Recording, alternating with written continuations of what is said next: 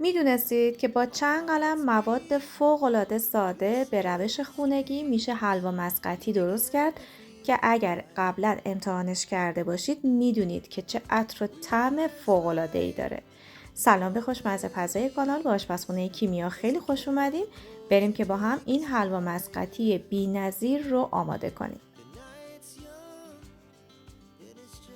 2 لیوان شکر رو به همراه 2 لیوان آب داخل ظرف میریزیم. روی حرارت ملایم اجازه میدیم تا شکر کاملا حل بشه و آب ما یه مقدار به جوش بیاد. توی این فاصله 5 قاشق غذاخوری نشاسته گل رو داخل ظرف میریزیم و به اون حدود 1/8 پیمانه آب ولرم اضافه میکنیم و هم میزنیم طوری که نشاسته کاملا داخل آب حل بشه و گوله‌ای نمونه. بهتره که از آب خیلی سرد یا آب داغ برای حل کردن استفاده نکنید. آب ولرم رو به سرد باشه تا نشاستتون خیلی بهتر داخل آب باز بشه. زمانی که نشاسته رو کامل باز کردید و گوله‌ای داخل موادتون نموند، روغن رو بهش اضافه میکنیم. من 2 قاشق غذاخوری روغن مایع زدم. شما اگر دوست داشتید میتونید از روغن جامد یا کره آب شده هم استفاده کنید به میزان 1.5 قاشق غذاخوری.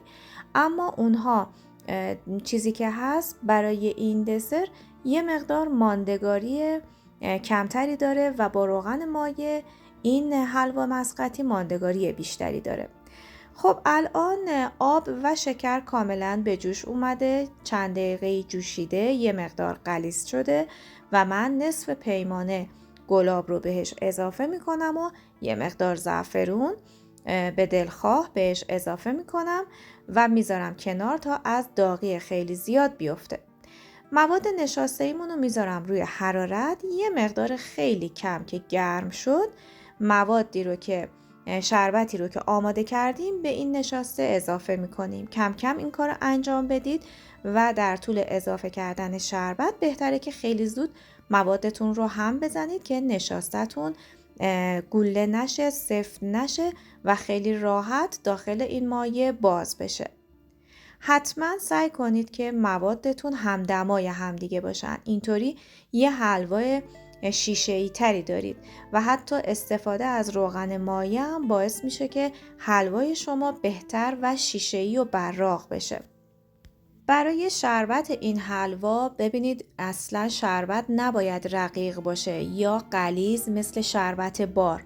باید یک مقدار از اون حالت رقیق شدن خارج بشه و یک مقدار خیلی کم که غلیظ شد از روی حرارت برش دارید و به هیچ عنوان نیازی نداره که این شربت روی حرارت خیلی بجوشه و همونطور که میدونید زمانی که شربت غلیظ میشه حباب‌های درشت میزنه که اصلا ما نمیخوایم به اون مرحله برسه. مواد رو باید دائم هم بزنید. هم زدن مدام این حلوا باعث کشدار شدن موادتون میشه. کامل هم بزنید بدون وقفه که گوله ایجاد نشه و موادتون صاف و یک دست و براق در بیاد. من بعد از اینکه مواد رو به این مرحله رسوندم 1 قاشق چایخوری پودر هل اضافه میکنم و هم میزنم و به همراه 30 گرم خلال بادام که داخل 1 قاشق روغن مایع یه مقدار چربشون کردم و بعد اضافه میکنم. بعد از اینکه خلال بادام رو هم اضافه میکنیم حدوداً 10 دقیقه باید باز هم بجوشه تا یه مقدار خلالمون هم پخته بشه و بعد که به غلظت مناسب رسید از روی حرارت برش میداریم. ببینید دائم باید هم زده بشه تا به این مرحله برسه. ببینید الان غلظت مواد من کاملا مناسبه. بعد از اینکه حلوامون به این مرحله رسید از روی حرارت بر میداریم و ته ظرفی رو که میخوایم حلوا رو داخلش بریزیم یه مقدار چرب میکنیم، دیوارها رو هم یکم چرب میکنیم، حلوا رو میریزیم و بعد از اینکه یه مقدار حلوا از داغی افتاد روی اون رو با روغن مایع کمی چرب میکنیم. این کار باعث میشه که سطح روی حلواتون خشک نشه، ترک نخوره و براق بمونه.